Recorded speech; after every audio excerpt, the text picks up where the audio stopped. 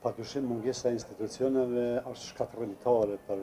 zhvillimin e vendit, sepse merreni me mend për një vit nuk është miratuar asnjë ligj, nuk është bërë asnjë përmirësim i rregulativave ligjore, i urdhëresave, të cilat në fakt e përcjellin procesin edhe ekonomik edhe shoqëror, ashtu që mungesa e kuvendit dhe e qeverisë e kanë dëmtuar rënd dhe ekonominë dhe gjithë gjendjen, por edhe imazhin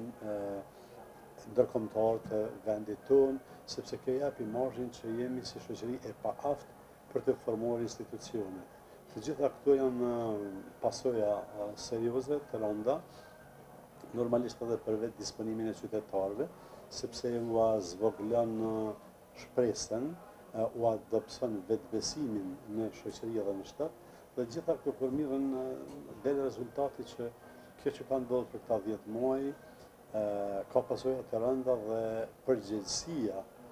për këtë është njerëzve që kanë pas mundësi të formojnë institucionet, por nuk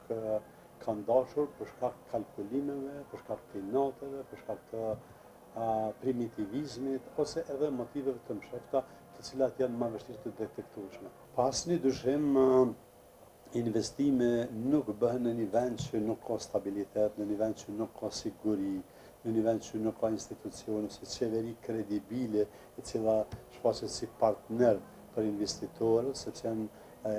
procese komplekse, në cilat duhen shumë vendime, ashtu që mungesa e investitorëve është indikator i qartë, alarmant, që Kosova është në krizë,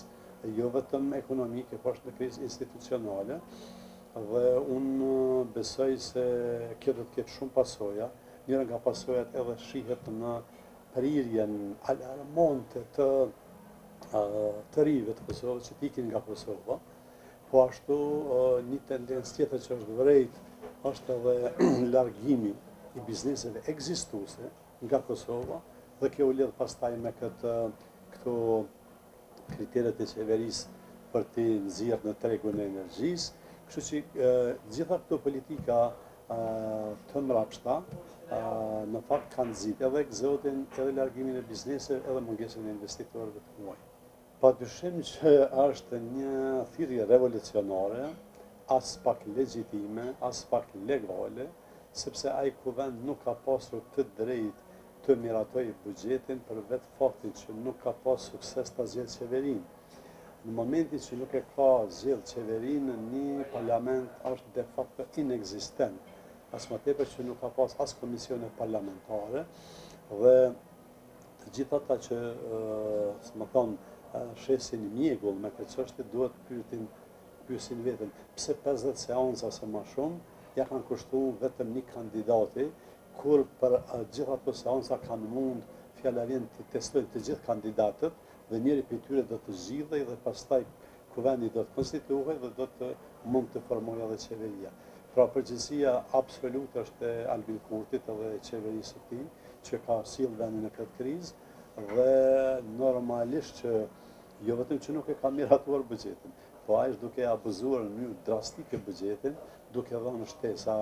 gjithandej, duke munduar të blej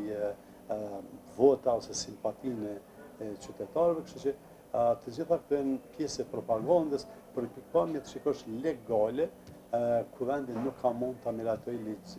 buxhetin në mënyrë të ligjshme. Ka mujt të thonë në mënyrë revolucionare, por jo në mënyrë legale. Unë mendoj që zgjedhjet është dorë të shpallën spakun një 6 muaj më herët, në momentin që është fjala vjen në prill ose në maj që është pa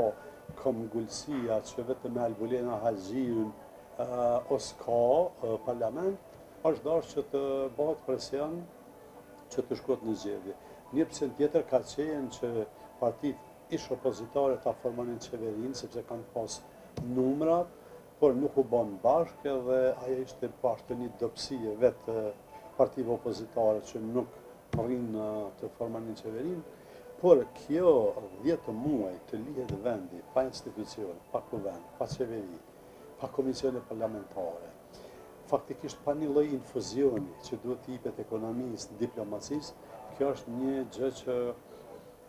nëse është bën me qëllim është tradhti, nëse është bën nga padituria është budallallëk, por asnjë vend normal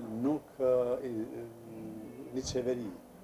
që ka 50% gati të shumicës, nuk e lën vendin 10 muaj pa qeveri. Ky është rasy generis, mbetet ta shohim a ka qenë problemi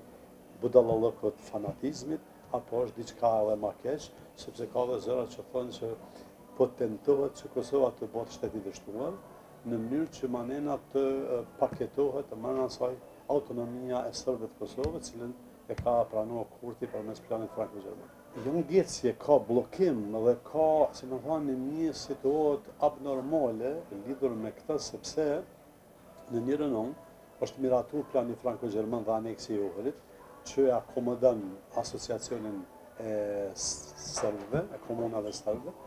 Në anën tjetër bëhen filma, gjëja me polici, gjëja se përgjigjen në armë,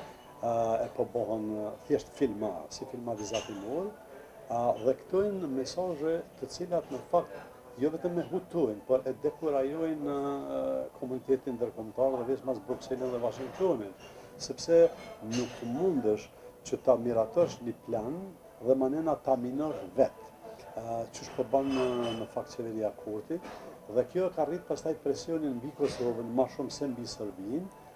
edhe pse për shembull sulmi terrorist i bandave terroristëve ka ndodhur në territorin e Kosovës shtator të vitit 2023, nuk është denu de facto Serbia për projekcionin që ka pasur me sulmin terrorist, sepse faji ka ngel përsëri qeverisë tonë. Kështu që është një dialog i bllokuar, është një dialog për cilin më shumë për bllokim fajsohet qeveria e Kosovës se sa Serbia, dhe të gjitha këto, që më thonë, shtrojnë nevojën se sa më shpejt të mohen zgjedhjet, formon qeveri që do të ishte një qeveri e guximshme, që ta mbyll çështjen e